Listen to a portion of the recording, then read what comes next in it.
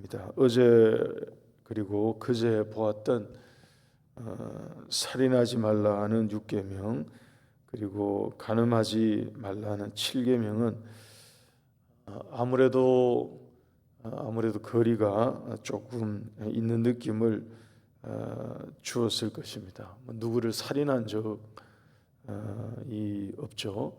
그리고 간음한 적도 없는 것 같은데 하는 생각이 들 수 있습니다. 근데 이 8계명 도둑질하지 말라고 하신 이 계명은 우리 실생활에 실은 많이 가까이 와 있는 그런 계명입니다. 여러분 성경에서 도둑질이라고 하는 이것 우선 두 가지를 말하는 것입니다. 하나는 타인의 것을 다른 사람의 것을 몰래 속여서 훔치는 것을 의미합니다. 또 하나는 권력이나 힘, 제도를 이용해서 공공연히 다른 사람의 권리를 침해하는 것을 말합니다. 성경에서 이 도둑질이라고 얘기할 때 우선적으로 얘기하는 게 이 두 가지입니다. 이 첫 번째 해당되는 것은 아마 우리 모두가 일반적으로 알고 있는 이 행위를 가리키는 것일 것입니다. 그런데 구약에는 실은 우리가 놓칠 수 있는 부분까지 말합니다. 이 점에 대해서 여러분 이런 성경 구절 아마 기억나실 것입니다. 부정한 저울 또는 속이는 저울, 거짓 저울 이런 것들을 언급하신 구절들이 여러 곳에 실은 나오거든요. 다시 말하면 어떤 거래가 있을 때 대수롭지 않게 행할 수 있는 눈속임 같은 이런 것입니다. 근데 하나님은 이런 것을 다 도둑질에 해당되는 거라고 말씀을 하십니다. 여러분 예를 들어서 이번 주에 주간에 비가 많이 왔지 않습니까? 그래서 침수 피해 당한 지역들이 여러 곳 생겨났고 또 앞으로도 더 생길 수 있는데 차량 피해도 아무래도 크겠죠. 근데 만약에 우리가 중고차를 산다고 하십시다.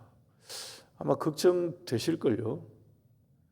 내가 구입하는 중고차를 혹시 침수차를 사면 어떻게 할까?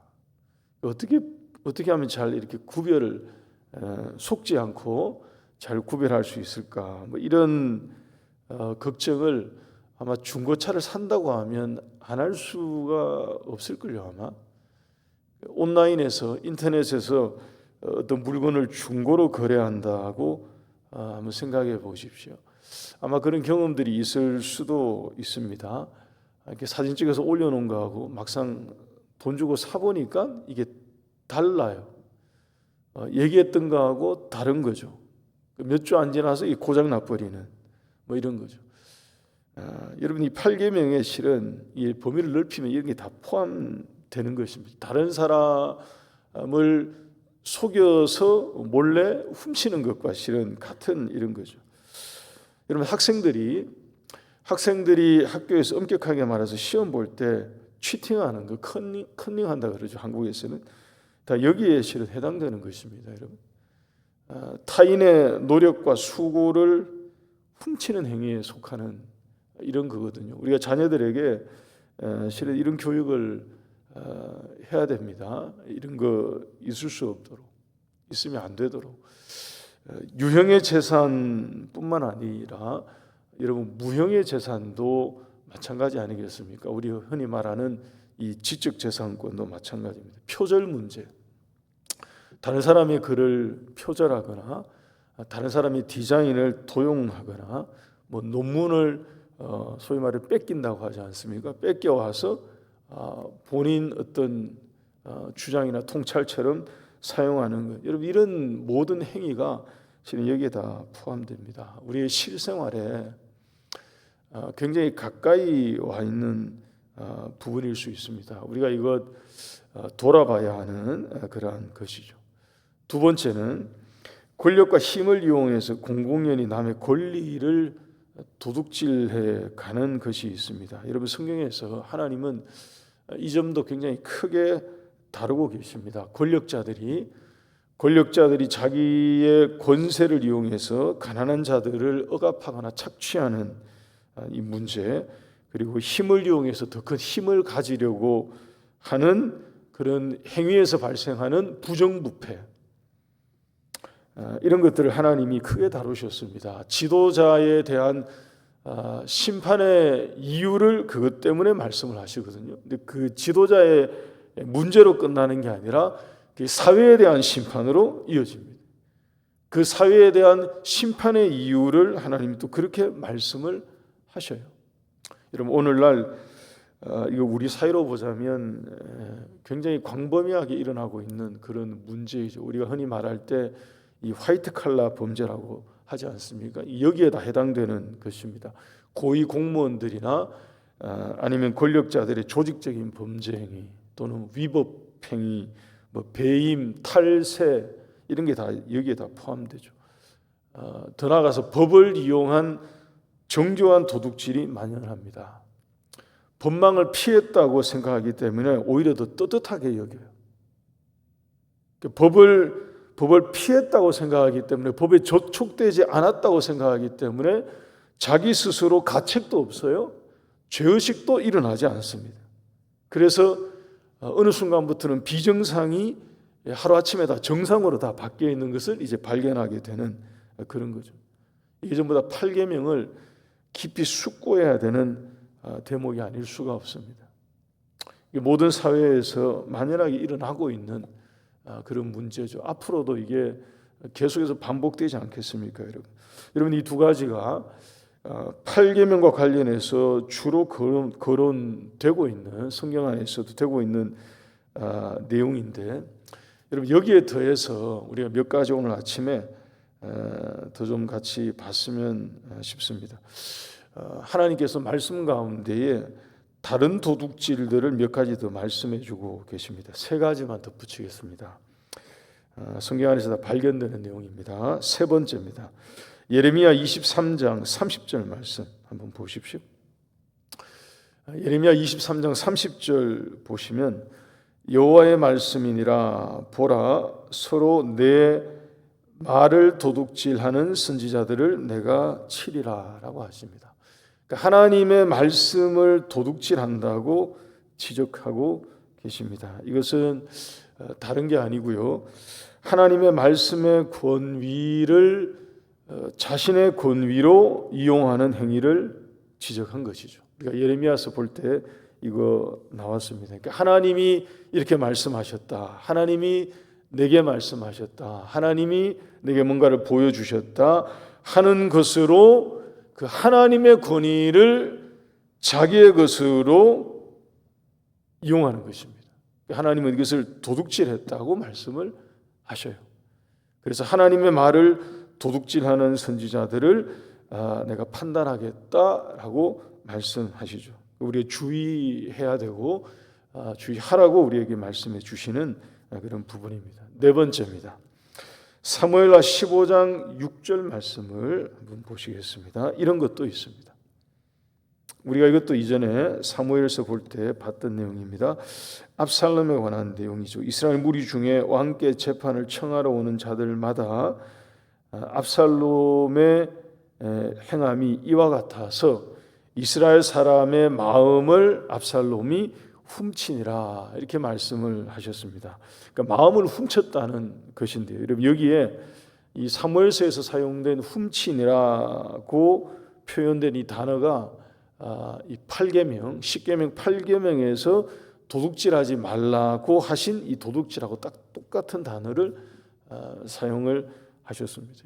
부정한 방법으로, 옳지 않은 방법으로 사람의 마음을 훔친 것도 하나님은 다 도둑질로 보고 계신다 하는 것입니다. 여러분, 이것은 둘러서 말할 필요가 없는 부분입니다. 오늘날 여러 사회에서, 또 우리 사회에서 이거 나타나는 부분이에요. 통치자들이 이런 행위들을 할 때가 있죠. 그러니까 실은 하나님이 이 말씀을 통해서 그들에게 도전을 주시는 그런 내용과 같습니다. 압살롬의 행위가 바로 정확하게 그런 거거든요. 정치인들이 정치인들이 자주 국민들의 마음, 사람들의 마음을 얻기 위해서 선심성 공약을 남발할 때가 많습니다. 그런 정책을 시행하려고 할 때가 있죠. 우리가 흔히 이것을 포퓰리즘이라고 하지 않습니까? 이게 그런 것입니다. 인기를 얻기 위해서 일종의 이 독약과 같은 정치 행위를 하는 것입니다. 여러분, 이게 큰 문제가 되는 게 뭐냐 하면 대부분의 사람들이 이것을 알면서도 여기 익숙해집니다. 이게 치명적인 거거든요. 사람의 마음을 훔치는 거라고 하나님이 이제 강하게 말씀하셨는데, 이게 익숙해지니까 그 다음부터 이게 고개를 갸우뚱하면서도 이걸 원해요. 그러니까 이게 이제 큰 병폐가 되는 거죠. 하나님이 거룩하게 세우시는 사회를 무너뜨리게 만드는 그런 것일 수 있습니다. 우리가 기억해야 할 것입니다. 하나님 이것을, 사람의 마음을 이런 식으로 훔치는 행위를 도둑질이라고 하신다는 것을 기억해야 합니다. 마지막 한 가지 더 말씀드리면, 아마 우리 모두가 다 알고 있는 이 11조와 예물에 관해서 하나님 말씀하셨습니다. 말라기 3장 8절과 9절 말씀 보면, 사람이 어찌 하나님의 것을 도둑질하겠느냐, 그러나 너희는 나의 것을 도둑질하고도 말하기를 우리가 어떻게 주의 것을 도둑질하였나이까 하는도다. 온 나라가 다 그렇게 했다고 하시면서 아주 강하게 책망하셨습니다. 여러분, 여기 말라기에서 사용된 이 도둑질이라고 하는 이 단어는 십계명에서 사용된 도둑질하지 말라고에서 사용된 단어하고는 다른 단어입니다. 다른 단어인데 이게 더 강도가 세요. 말라기 3장에서 사용된 이 도둑질에 사용된 단어가 강도가 훨씬 더 센 단어를 사용을 하셨습니다. 그냥 훔친 것을 뜻한 게 아니고요, 약탈을 뜻하는 단어를 사용하셨습니다. 그러니까 속여서 강탈한 행위를 표현하는 그런 이 표현입니다. 하나님께서 이것을 이토록 강하게 말씀하신 데에는 여러분 두 가지 정도 이유가 있기 때문일 것입니다. 하나는 우리에게는 모든 소유와 물질이 다 하나님께로부터, 주께로부터 왔습니다 하는 이 근본적인 신앙 고백이 하나님의 주재권에 관한 것인데, 하나님은 이 11조를 정하심으로 우리에게 실은 이런 신앙 고백을 놓지 말라고, 잊어버리지 말라고, 이런 마음을 잃지 말라고 실은 가르쳐 주신 거거든요. 왜냐하면 여러분, 돈과 물질은 우리 사람의 마음을 가장 크게 지배하는 것이지 않습니까? 우리가 부인할 수 없는 것입니다. 우리에게 필요한 것이고요, 우리가 살아가는 생활에 있어서 이것을 배제하고 살 수는 없는 정말로 너무 필수적이고 중요한 것이기 때문에 우리 사람의 마음을 가장 크게 흔들어 버릴 수 있는, 실제적인 영향을 행사할 수 있는 부분이기 때문에 하나님은 그런 점에 있어서 우리 신앙인들이 더더욱 지킬 것을 바르게 지킴으로써 우리의 인생에, 우리의 삶의 진정한 주인이 정말로 누구인지를 분명히 하라고 말씀하신 그런 명령과 같은 것입니다. 그래서 하나님 이것을 이토록 강하게 말씀하시죠. 여러분, 또 하나 구약을 보게 되면 성전에 예물을 드리게 하는 목적이 나옵니다. 그 드려진 예물을 통해서 성전을 보수하고 또는 유지하고 하나님의 일을 진행하는 데 있어서 사용되도록 하게 하신 기능적인 목적이 실은 여기에 있습니다. 여러분, 오늘날도 11조와 헌금, 헌물을 통해서 교회 사역이 운영이 되죠. 이게 진행이 되고 하나님의 일들이 이루어지게 되는 그런 일에 사용되는 것입니다. 그래서 하나님은 이것을 우리에게 명령하셨고, 또 하나님의 것을 하나님께 드림으로 그 일이 되게끔 말씀을 하시는 것입니다. 이 문제 때문에 시험에 빠지지 말라고 그 다음에 약속해 주십니다. 말라기 3장 11절과 12절 말씀 한번 이어서 보십시다. 3장 11절 12절 보시면 하나님이 이런 약속을 주십니다. 내가 너희를 위하여 메뚜기를 금하여 너희 토지 소산을 먹어 없애지 못하게 하며 너희 밭에 포도나무 열매가 기한 전에 떨어지지 않게 하게 해서 너희의 땅이 아름다워지도록 하겠다고 말씀하십니다. 그러니까 11조로 죄짓지 말라 이제 이런 말씀인 것 같죠. 그러니까 이것 때문에 시험에 들어서 범죄하지 말라고 말씀하시는 것입니다. 하나님께서 도우실 것이고 또 메뚜기가 너희의 소산물을 침해하지 않도록 하나님이 막아주실 것이고 때가 되어서 아름다워져서 복받을 것이니까 염려하지 말고 하나님 믿고 하나님의 것을 하나님께 돌리라 라고 말씀해 주신 것입니다. 성경에서 이 10계명 8계명과 관련해서 우리가 찾아보면 이 정도의 내용들을 우리가 확인해 볼 수 있습니다. 이 말씀 마치면서 끝으로 한 가지만 덧붙이겠습니다. 지금까지 쭉 말씀드린 이런 내용들이